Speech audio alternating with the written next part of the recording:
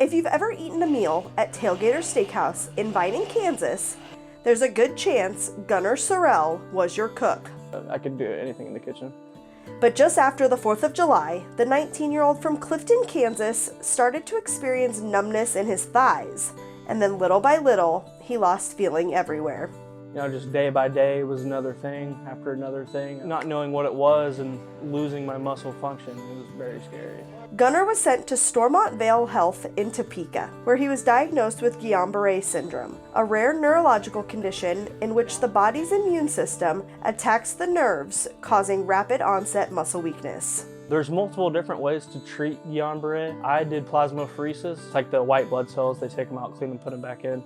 On July 27th, Gunnar came to Madonna Rehabilitation Hospitals, motivated and confident he could get better, but needing help retraining his muscles. It'd be easier to say what I could do when I got here. So when he first got here, he was kind of a max assist with a lot of his transfers and mobility. We really had to work on strengthening his core a lot. Using Madonna's specialized technology, Gunnar was back up on his feet and walking, not only on treadmills and with a gait trainer, but in the water. Madonna offers warm water aquatic therapy perfect for helping patients activate those muscles. So the pool for me was a huge confidence booster because when I first got in the pool, I didn't have any motion in my arms. But when you get in the pool, my arms were weightless, so I could move my arms up and down and out to the side, and it was the first time I had done that for weeks. So being in the pool gave me so much hope because I realized that it still did work.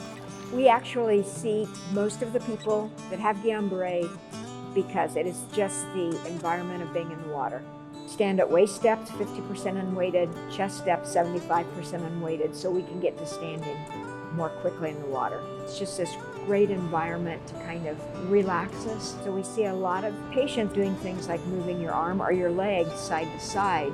You're doing that on the surface of the water. It's buoyancy supported, and you don't have the resistance, the friction that you have like on a mat.